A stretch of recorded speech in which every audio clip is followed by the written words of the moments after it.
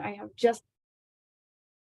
Hello, everyone. I'm calling in from our SciStarter Live, random locations across the world for all of us. I'm going to go ahead and share my screen so you can see the actual presentation, and then we'll get started.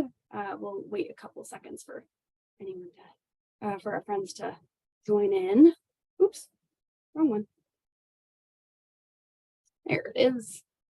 Ta-da! Aha! It's cool to be able to see it on two screens, actually. This is very nice. Okay, cool. And then let's check if our friend has joined. We have a shadower hanging out with us. Oh, and hello, Caroline. Okay, we'll wait for that then. All right, Roland, I'll leave it to you then for adding when she gets here. Cool. All right, we'll wait a couple of seconds just in case anyone else is joining us, and then I'll get moving. If you're on Facebook with us, hello. Join us. You can join us on our webinar from Zoom, or you can comment in Facebook if you'd like. Since this was posted by me, I'm curious to see if any one of my Facebook friends got notified that I just went live. We'll see. Could be fun. Awesome. All right, cool. Okay, I'm going to go ahead and get started then. So today, SciStarter Live is a weekly webinar that we host to be informal and talk through certain projects and talk to project leaders. This week is a little unique because we are talking about Mother's Day, or at least preparing for Mother's Day. Mother's Day is next week on the 14th, 15th? Sunday the 13th, I think. 13th. Oh gosh, maybe not. 14th. Okay, yeah, the 14th. And because it's coming up, we wanted to give everyone at SciStarter a heads up about certain ways you can get involved as a whole family in citizen science, or to just work on citizen science with your mom or a mom in your life, or maybe you're a mom and you're like, yeah, I want to do this for my day. So yeah, absolutely. So we're going to walk through a couple ways you can do that, or ways in which you can find projects that work for that. So before we do anything else, let's go ahead and do introductions as usual. So my name is Emma Giles. I'll introduce my mother, Claire, in a minute here. I'm a program coordinator at SciStarter, and I host these weekly webinars each week. Roland, would you like to introduce yourself? Thank you. I'm Roland, and I'll be posting the links as usual. Excellent. Yes. And then Trevor is not here today, but he's usually with us online. All right, so because this is a webinar, you have access to a chat and a Q&A. If you have questions about the projects or anything citizen science related or SciStarter, etc., you can drop that in the Q&A, and in the chat, you can write messages to comment on things that are said or bring in your own experience, and we'll read those out to explain those things to the rest of us, or to if it adds to the conversation. If you would like to check it out, to try out to make sure that your chat works, you can go ahead and write your name and where you're calling in from to give us a good idea of who you are. And then, so before we get started, oops, did I skip a page? Okay. Before we get started, just to give us a good starting point for what citizen science is, just as a reminder, our definition at SciStarter is it's a collaboration between scientists and those of us who are curious, concerned, and motivated to make a difference. It's how people can make an impact on issues they care about and help science. So as wide as science is, that's pretty much as wide as citizen science is. So whatever interest you have or curiosity or concern you have, there's likely a project that you can work on in citizen science to help out that effort. And the first thing that we always tell people if they're interested in citizen science, and not just because we work with SciStarter, but we want you to join SciStarter as a member because it allows you access to a giant database of citizen science projects where we have more than 1,600 running through at a time. And it allows you to have a profile where you can save projects. I have like 50 projects saved to be ready to be accessed anytime. So I have that dashboard also allows me to track my efforts. So if I want to track how often I participate in something, I can get like volunteer credit, etc. So it does help you out to do that. In addition to having an account on there and having that dashboard, you can also access our free trainings. And as an account holder, you'll actually receive a badge at the end of them. So we have one for the foundations of citizen science, which is a tutorial to just learn the basics and feel a little bit more confident. And then this one allows you access to more trainings. So you'll have access to 4 more. Our newest being data ethics for practitioners, and building data literacy through community and citizen science is my personal favorite. So all good things there. All right, so going back to the topic of today, because Mother's Day is coming up, we wanted to give you a good idea of how to get started on picking something out for mom or a mom in your life to do a citizen science project with you. So to do so, I invited my mother. And I have this lovely picture of us being cute during Thanksgiving one year. This is like 4 years ago. It's a long time ago. In any case, this is my mom. Her name is Claire Giles. And I wanted her to explain kind of what she does as a job, because she works in STEM technically, or around a lot of STEM people, even if she doesn't do the hard sciences in it. So you want to explain? Sure. So I'm the business manager of the flight department at Embry-Riddle Aeronautical University in Prescott, Arizona. And we are a STEM private university, and our specific department where I work is the College of Aviation. So we teach students how to fly airplanes. And I work actually at the flight department where the planes are. And we actually have students as young as 17, 18 years old flying airplanes. And we train them for that. And they're all very into their STEM curriculum. It's very technical. They have to know all about physics. They have to know how the planes run. We have a huge fleet of planes here, about 75 airplanes currently. And we have a full maintenance department that fixes the planes. And so we have students who learn how to fix airplanes. We have students that know how to fix them and fly them. And so it's very much a STEM campus overall. We have aeronautical engineering degrees as well out here. So we've got engineering and STEM, and we do it all. So that's what I do. But I'm actually not involved in the day-to-day flying part, but I am the one who runs the business end of it. So I'm involved in the money and the costs. Which are shocking every time. The stories I hear, like when she started this job, every time I came up to visit was always something new about planes. And I'm like, wow, my mom has turned into a plane nerd, which I love. So awesome. And we have planes in the background right now. We're in her office. So we can hear, I assume that's engines of planes, right? Yeah. Just random walls are thin noises. Yeah. And then the helicopters next door, whatever. Yeah. Yes. Crazy stuff. I love visiting up here just to harass. So I'm grateful that she was able to take some time to hang out with me. Okay, so I took some time to find some projects that I thought my mom would enjoy. So I'm going to walk through a couple of those projects and give examples of how to participate or make it easier for the whole family, or easy for the whole family. So for mine, because we're in Prescott, Arizona, a lot of what I chose had to do with wildlife and wildlife and something else. We'll go through flora and fauna and whatnot. Yeah. And so the first thing to do, or the first thing that I did in order to find projects that really fit what I would want to do with my own mom, was I went to SciStarter.org/affiliates. We talk about this page a lot on SciStarter Live. So we talk about how these are all the projects that you can track your contributions, which is super nice. So when you go onto these, you can save them to your dashboard, which you can do with any project, but it's a really quick process off of affiliates, and it allows you to start tracking your contributions immediately if you do decide to do it. So I went there first and I browsed for topics that my mom would enjoy. And then I would hit participate and it would save to my save and visited projects on my dashboard. And so I could always come back and be like, oh, that was not the right one. Or I loved this one. I think it's a good idea. So I'm going to walk through 3 of the ones that I picked. So a while back ago, I started getting texts from my mom with pictures of plants. And I was like, this is awesome.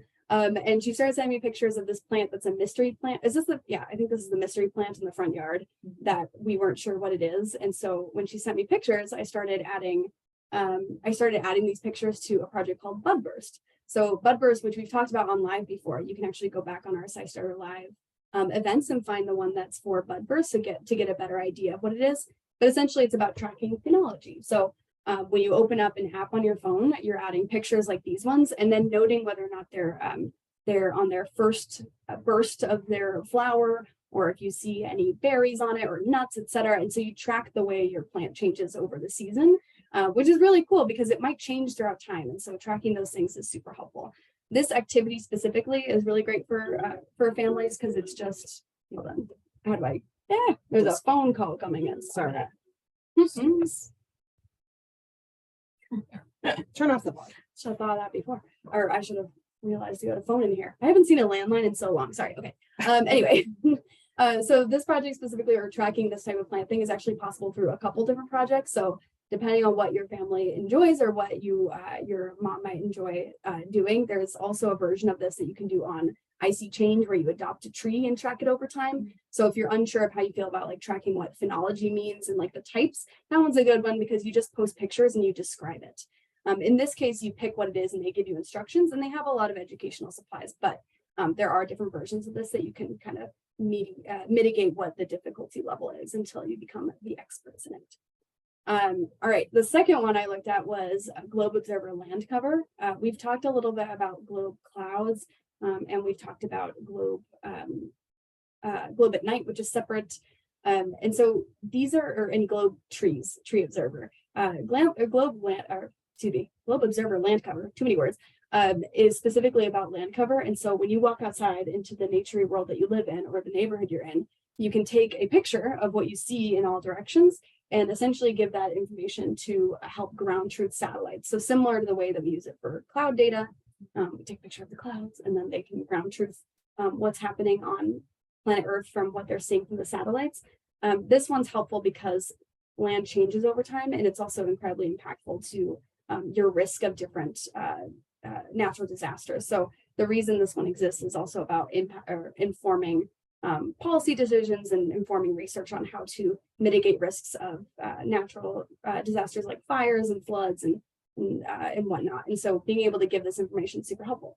And again, this one is also like different depending on the level of difficulty you want. You can literally take pictures and send them in as your update. So if you and mom don't have the motivation to really figure out how to answer all the questions, it's all optional. You can just send the pictures and that still helps. And so you can grow in your ability to use the projects, which is kind of nice.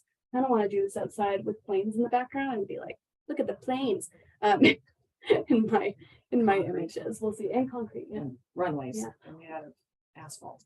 Although, isn't there like construction happening at the airport, or did that already? No, that's still happening. Okay, so those pictures might be super helpful then, because then they can see how things are changing and what is being added because it's growing, right? Right. Yeah, so you're losing more dirt, probably just dirt, Yes. widening these lovely runways. Yeah.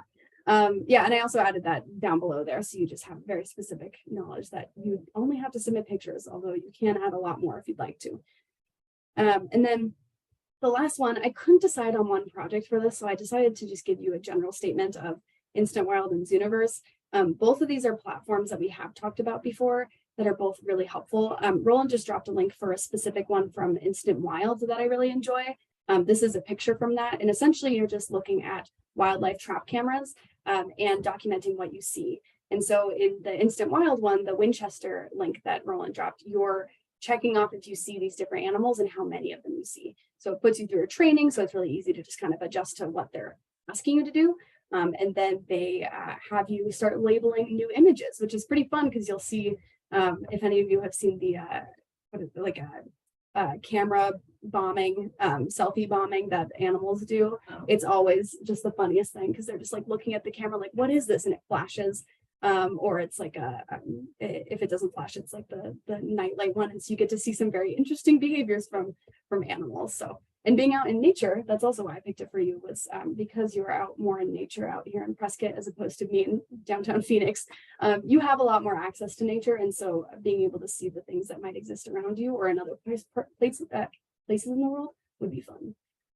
In Zooniverse, there's a bunch of different projects that are not all about wildlife trap cameras. They're also, there's everything from being able to document or transcribe what's written on really old documents from like the Smithsonian, like a transcription project, to listening to audio. I actually saw one that might be very relevant to Mother's Day that was about the maturity of voices. And so you're listening to like people from baby age all the way to adults and hearing the noises they make, and being able to label like the age group. So there's all kinds of things on Zooniverse that you can access, and most of them are included on SciStarter, so you can track them and add them to your profile on SciStarter as well.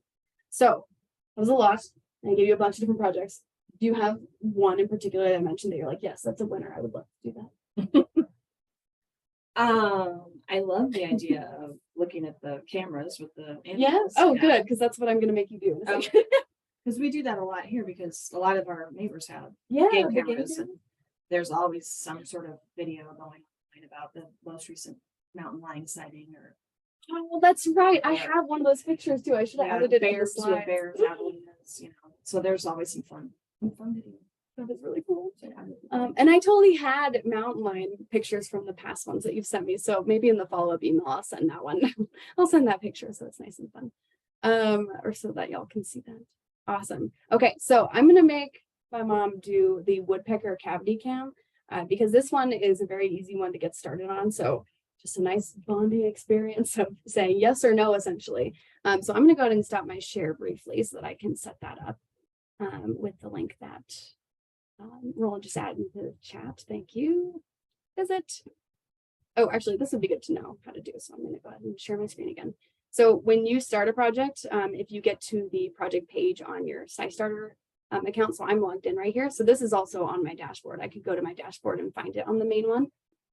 But I will go ahead and go down and say visit because I have it connected already. And then it will go to the project. So this is Zooniverse's platform. And everything I do on here will then be tracked to make sure I get credit for my efforts on my dashboard on SciStarter. So when I click classify, it tells me a little bit about it. I went through this so that we didn't have to spend a lot of time learning how to do it and instead go straight to the project. So essentially, there's some cute pictures of animals hanging out by a woodpecker known area. And the main idea is that they're looking for red-headed woodpeckers, and they're looking at all kinds of animals that mess with trees and where the woodpeckers are going to. So when I hit continue, it'll lead me through the tutorial. This one is connected to a bunch of different projects. So this is like the beginning project. What you're doing in this one is saying whether or not you see an animal at any point in the video. But if you are in this sphere of this project or this research project, you also have access to a different workflow. It's called a workflow, where you would be seeing all the images that were referenced as ones that have animals in it. And then using that information, you actually will be checking to see what animal it was. So there's a bunch of different projects connected to this one, but this one's the beginner, easy, just hit yes or no, which is really easy. So that's why I like it so much too, because it's very simple. And they're 10-second videos. So if I run this, which I have the audio off, I believe, and I don't know if there is even video to look at, but we're looking at a hand. So even though it's technically an animal, we're animals, this doesn't count as an animal. So what should I click, yes or no? I don't see any animals. Awesome. Okay, so I'm gonna hit no. There's only plants, cars, or people, and then I hit done. To know, actually, you can hit done and talk, which allows you to enter comments and such if you do have a question about it. And then that helps if you need any assistance with your answers or you have any questions for the researchers too. 1-second video. What do you think? I Did you see say anything. anything? Okay. We'll hit I'm no. blind. I didn't see anything. Oh, what is that? How long is this? The squirrels here in Prescott are so funny because our dogs go racing up to them in scary ways, and it's just so funny. Did they kill one? They did kill one. No, They didn't. I I don't thought think so. Dad It said ran they up a tree. Oh, So, lucky. We're lucky not aware of squirrel. any deaths. Did you see an animal? I did. You did. What kind of Yes. animal was Squirrel. it? Yes. Oh, Awesome. Ooh, I already see something. Oh, what is that? Make it real. Oh, there we go. Are those the woodpeckers you get up here? they have red heads. I mean, not all of them. We have a couple different varieties, but that is definitely. I think we did. I should check if this is where this is. I don't remember. So did you see an animal? I did see an animal. A bird. I'm gonna go ahead and hit done and talk to see what shows up so you can see what the deal is. So when you hit done and talk, you can add in comments, and we have other participants taking part in this and a couple of projects that you can be a part of in addition to, which is nice. It also tells you what other participants are involved in this, which is kind of cool. So I'll go back to class. Is this? No, it's not the same one. All right, we'll do like 2 more and then we'll. Sounds good.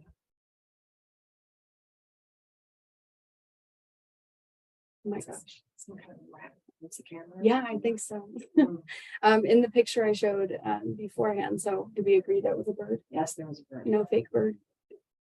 So, Yeah, this camera trap is like on a giant thing, and in the image that I saw or that I put on my slideshow, it has the look of or it shows you what it looks like in front of it. Kind of makes you wonder how much the animals are like, what is this thing? Right. Yeah, can scare them off. Because think about it, these machines or these trap cameras need to be able to stay still. So depending on weather too, like I've seen trap cameras used by, there it is. There it is. All right, I vote yes as well. But sometimes there's like flooding in certain areas. So I've seen trap cameras get just completely demolished, or like the video just completely ends because it gets submerged. So these things are same thing with like the way or why we need help with these things in citizen science is like same thing happens for snow. So our snow measuring tools, when they get, they're in a snowy area or blizzardy area and whatnot. And so we need these other people to be able to take measurements and look at these things, because we can't always rely on technology that we can't confirm will stay alive through a blizzard and whatnot. Oh, there's something in the background. It's a bear. Oh, there's a bear in this? Maybe back it up a little bit. Oh yeah, look at I that. Right over here, there's something. It's definitely not a human. So something big. That's a big. So let's look at that instruction just really fast. Too. Is there a non-human animal visible in this video clip? Yes, yes. I would agree, even if it's a bear and not hanging out by the tree. Done. All right, I'm gonna go ahead and pause this here since we've done. This is like addicting. I could do this whole day. Okay. I'm gonna end my share for a moment so we can go back. Or actually, before I do that, Roland or I know Caroline is present with us too. I'm curious what you would end up doing with your family if you were asked to do a citizen science project with them. What would you go for, Roland? Oh, good call. I didn't think about it. You haven't thought about it? Oh no, I shocked you. I'm sorry. No. Caroline also had an answer. I can read that one out while you're thinking. Does that help? Caroline. So maybe iNaturalist to get them out into nature. Totally. Yeah. Have I shown you right now? No. Oh, yeah, I failed there. Sorry. iNaturalist is in case anyone is curious. iNaturalist is the one, it's a phone app that you just take pictures of any living thing. So plants, animals, fungi, etc. And you label what it is in the machine in the app. And so it helps us with biodiversity research, and it's open source. So anyone can download all of it. And it's really nice because every time you submit something, it goes through checks from other people. So people will look at your observation and help you confirm what your species is that you noticed, which always makes me feel really good when it goes to research grade level, because enough people like checked it. Oh. Very nice feeling. I'm like, oh yes, I did actual research grade observation techniques. So although to be fair, I've stolen a lot of pictures from my family members who tend to send me random pictures of things and I send them into iNaturalist for them, including the bobcat outside of my brother's house, which has been really fun to see. And then Caroline mentioned marine debris tracker in the chat because her parents like going on walks. So when they go on walks, they can wear gloves and bring a trash bag and just pick up anything that they see on the ground. So marine debris tracker you can do from anywhere, but it's basically a litter pickup, and you can just label it. Essentially, you're labeling all the litter that you pick up, so we can have data on what makes its way to the oceans. My father actually does traffic, or what does he do? Highway cleanups. Yeah, he does highway cleanups with his bike group, his bicycling team. Yes. How sweet. Retirement. And so I went with him once and I was like, oh my gosh, we should totally use marine debris tracker for this. And we did not, but something to do for the future now that I know that he does that. So super fun time. They pick up a lot of stuff there. And lots of stuff on the highways. Awesome. Cool. I love these examples. If anyone else wants to share, you can drop them in the chat. Otherwise, I will close this out so that my mother can get back to her very important job handling millions and millions and billions of dollars, probably not actually Paying a lot of bills. Your job is paying bills. What a fun time. You make it sound super cool, I have to say. If there are any questions, you can drop them in the chat, or we will have a follow-up email for anyone who registered, and so you can tell us what you're up to with your mom. Awesome. Or the moms in your life. Cool. All right, to close this out then, we have a couple of things coming up in the SciStarter Live sphere. So we have a special review of an episode called the Narika Project back in the day. This was last summer. It's National Mental Health Awareness Month in May. And so to celebrate that, we wanted to encore one that focused on mental health. And so if you sign on that time, I will be here and I will say, hello, welcome. And then we'll watch the previous episode that we aired last summer. And then the next week, we're actually having a special one. This is the wrong date. I forgot to change that. I'm sorry. May 25th is actually when we're going to run live. So we're switching the date to Thursday because we'll have some interviews with some project leaders all at a conference in Tempe. So everyone's heading to my area of the world in Tempe, Phoenix area. And then we're going to be talking about the Citizen Science Conference. So every year there's a Citizen Science Conference where all the project leaders come through and a ton of funders and related stakeholders in citizen science visit libraries, museums, etc., to learn about how citizen science is used and how to make it better in different communities. And so from that, we'll be sharing some of the awesome things we're doing out there during that time. So look out for an email in which we will update that time for you as well. And then if you're ever looking for updates in general, that blog post always is the best way to stay up to date. All right, lastly, as I mentioned on every call, we have 1,000,001 resources for you if you would like to get involved in citizen science. And so if you want to take a training, if you want to find a new project, if you want to ask a question of a project leader, if you want to listen to a podcast, if you want to talk to your community, you want to send a message to all the SciStarter account holders in your area, there's like a people finder in which you can just say, I'm going to be at the library playing this game. If you're a citizen scientist, join me and we'll play woodpecker cavity cam together at the library. Super fun.